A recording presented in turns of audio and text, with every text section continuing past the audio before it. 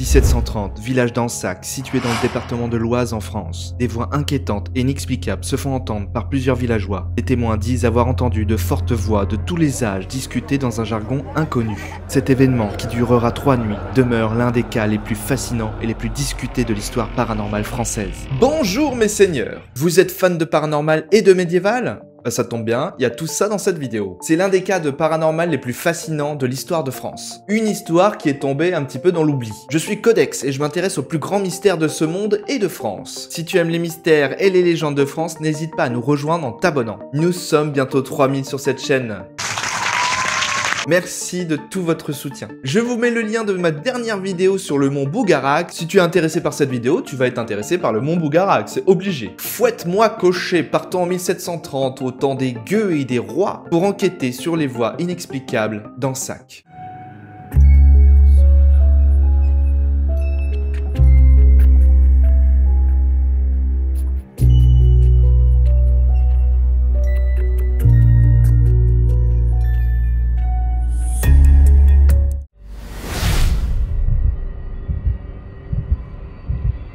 Nous sommes dans l'Oise, à 54 km de Paris. Nous sommes la nuit du 27 janvier. Il fait froid et sombre. Deux hommes, Charles Descouleurs et son frère François, reviennent d'un voyage. Ils se trouvent sur un petit chemin de campagne, proche de leur destination, le village d'Ansac. Il est maintenant 2 h du matin. Ils se trouvent à quelques centaines de mètres du patelin, quand une voix d'homme se fait entendre devant eux sur le chemin. Les deux frères ne comprennent pas la langue. Est-ce peut-être un étranger? Une minute plus tard, c'est une autre voix, moins audible, qui se met à répondre à la première. Celle-ci se trouve derrière eux, toujours dans un dialecte incompréhensible. Charles et François sont sur un chemin de campagne la nuit. Imaginez-vous, il n'y a pas de lumière, de ville, il n'y a rien du tout. Mettez-vous à leur place, vous entendez des voix d'un dialecte inconnu un peu partout autour de vous. Eh bah tu te fais tuer. Les deux hommes n'en tiennent pas large. Les voix vont se transformer en véritable bruit de foule. Des rires, des larmes, de la joie provenant de centaines de personnes invisibles. L'un des deux dira avoir entendu des voix de jeunes hommes, de vieillards, d'enfants. Les voix venaient de partout, du ciel, des côtés et aussi du sol. La source n'est pas possible à identifier. Le phénomène va durer plus de 30 minutes. Les voix vont s'arrêter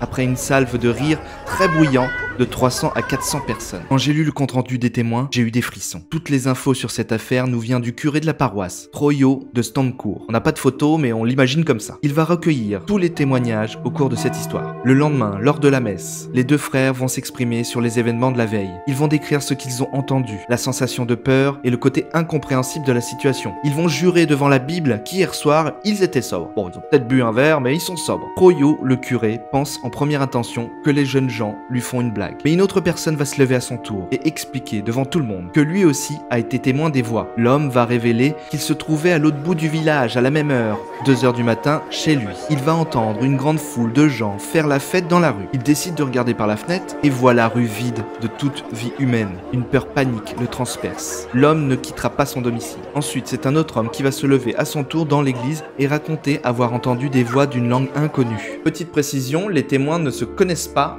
et raconte la même chose. Les paroissiens d'Ansac ont l'air très perturbés de ce qui vient de se passer. Notre curé va prendre cette affaire très au sérieux et va commencer à enquêter dans la commune. Plus rien ne va se passer jusqu'à la fameuse deuxième nuit, dans la nuit du 9 au 10 mai de la même année. Ce soir-là, le village d'Ansac dort profondément, jusqu'à ce qu'un villageois se réveille, se levant en sursaut de son lit. Il allume une bougie et entend beaucoup de bruit venant de la rue. Il entend un brouhaha d'une foule de personnes dans la rue.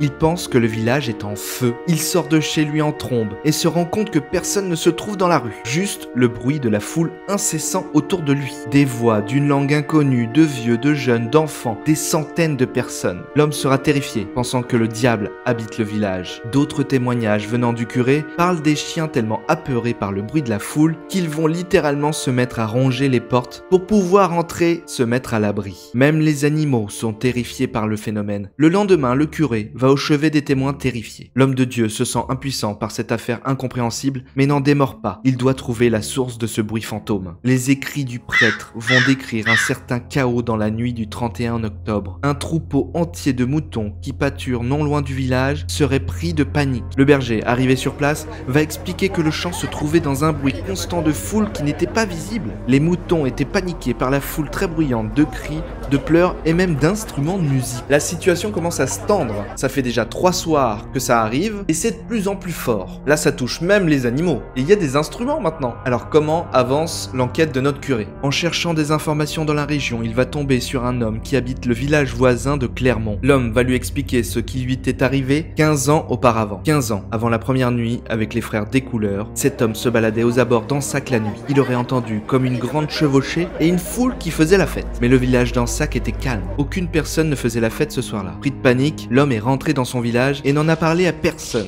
de peur qu'on le prenne pour un illuminé. Grâce à ce témoignage, le curé va comprendre quelque chose. Le phénomène est lié au village d'Ansac. Son village. L'histoire est assez simple pourtant. Des paysans entendent une foule bruyante qui n'existe pas. La recherche d'explications rationnelles va être très compliquée dans cette affaire. Faisons un petit résumé des faits. Une dizaine de personnes d'un village dans l'Oise ont entendu plusieurs bruits venant d'une foule invisible. Ces bruits se sont produits 3 fois dans la même année, sans aucune logique de temporalité. Les témoins n'ont jamais été ensemble au même moment et n'entretiennent pas de relation entre eux. Les animaux ont aussi entendu et paniqué devant cette étrangeté. Alors quelle serait la cause logique de ce phénomène? La première idée qui m'est venue serait l'hallucination collective. Ah, bah c'est tout simplement une hallucination collective.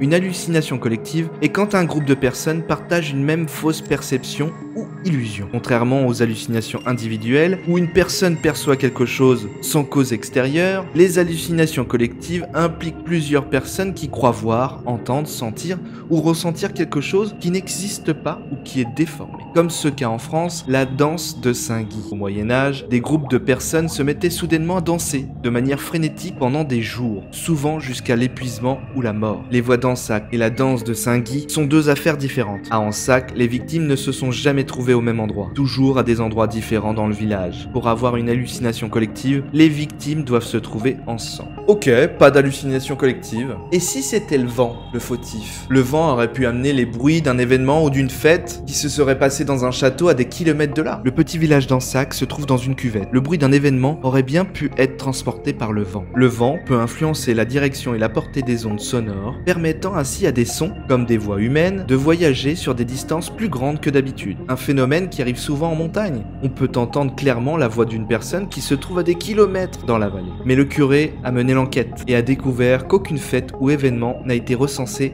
à des lieux à la ronde. Le vent ne peut pas en être la cause. Bon, si scientifiquement on n'arrive pas à savoir ce que c'est, on peut peut-être chercher autre part. Est-ce que, comme par magie, les habitants d'Ansac n'auraient pas entendu un événement du passé comme une bataille antique ou une grande fête, assez lointaine dans le passé pour expliquer que personne ne comprenait la langue?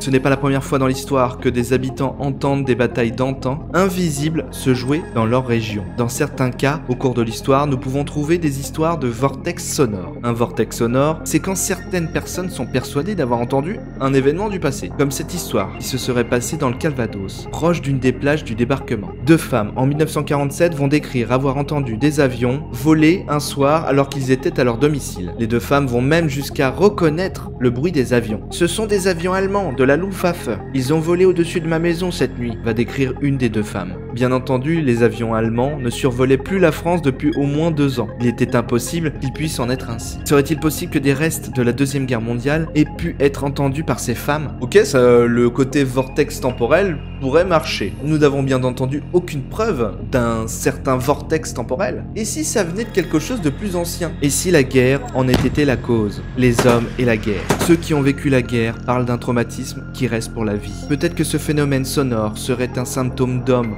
ayant vécu la dureté de la guerre. Tous les témoins d'Ansac sont des hommes. Ces événements, qui durera 3 nuits, demeurent l'un des cas les plus fascinants et les plus discutés de l'histoire paranormale française.